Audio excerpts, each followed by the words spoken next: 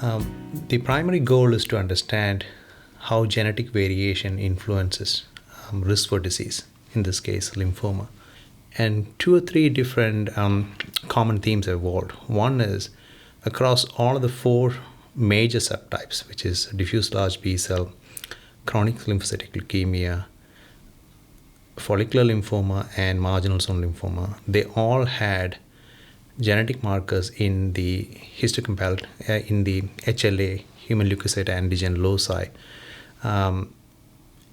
that are associated with disease. All of them had. And that is an indicator that immune recognition is actually associated with lymphoma risk. We still don't know exactly how the mechanism works, but this is new information. We didn't know that. So the genome-wide association studies recaptured part of that information and says that not just a tumor, but an individual's host DNA or the germline DNA also carries some signatures that suggest that there is a role for genes that decide cell death. No, it was not unexpected. The HLA markers seems to have been have been studied and have been found to be associated with several autoimmune disorders, like rheumatoid arthritis, systemic lupus, and several of those. So it is not surprising because from the epidemiology studies, we also know that some of those are actually also risk factors for lymphoma. And so that whole cluster of lymphoma being a continuum of a autoimmune/immune disorder seems plausible, although we don't have enough information to actually prove that.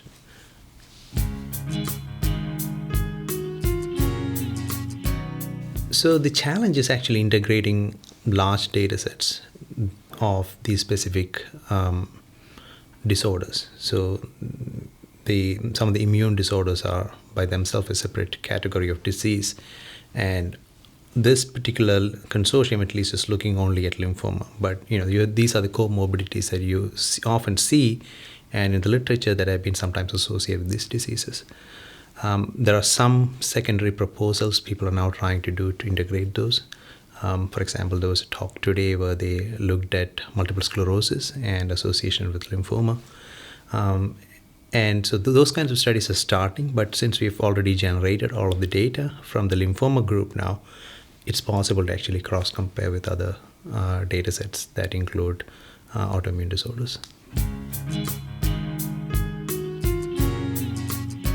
So genetic analysis, for the last 40, 50 years, it has come through several iterations. I mean, some of the oldest comparisons was looking within families. And this has worked well in some cancers. For example, in breast cancer, people discovered the BRCA1 and BRCA2 genes by looking at large families using a method called as linkage. So a particular genomic region is seen in individuals who have a disease in a large extended family, but do not have in the unaffected people. So it kind of tells you, okay, that region is probably harboring a gene mutation that should cause breast cancer, and that's how that is discovered. In lymphoma, we do not see such large families. They're by far fewer. And the second part is with advances in technology like sequencing and genotyping, we are now able to analyze even smaller families. And our group in New York have reported is a family with another type of B-cell malignancy seen in kids called pediatric acute lymphocytic leukemia. And we found a gene that in the tumors usually is kind of coupled with another gene. And when that happens, the kids have a large number of tumor cells in the blood. And we discovered a gene that was mutated. We showed using some lab-based methods that particular mutation changes the function of the gene, and it cripples the gene function. So studies such as those are also now included in part of the InterLymph Consortium.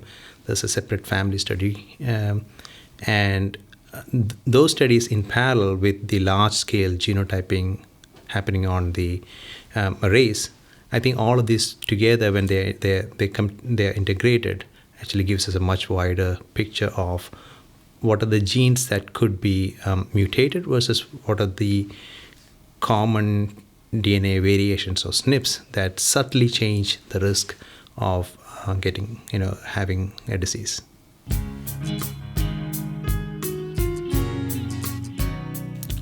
Most of the studies we've done so far, they're not translatable directly to the clinic because each of those independent discoveries by themselves do not help a clinician make a clinical judgment either on care or on identification of the disease. But they do provide information on the mechanism by which these diseases occur, and those need further study. The family-based studies, as well as the next generation of sequencing methods that allows us to completely sequence an individual's genome or coding regions of the genome, I think those are the kind of studies that might happen in the next few years, and they allow us to focus on those specific mutations that might be translatable into the clinic, so that if a clinician has that information, and the doctor can then decide which drugs work better, which drugs are probably not good, and why a particular person got a particular type of lymphoma. Because these lymphoma mutations are different in different subtypes. So I think those data now are being generated. We have some preliminary understanding of that. And I think as we go further, and this is a term people use, is called precision medicine, you can tailor each individual's medical needs by looking also not just at the disease information, but also in their DNA, and then tailor their treatment also based on that.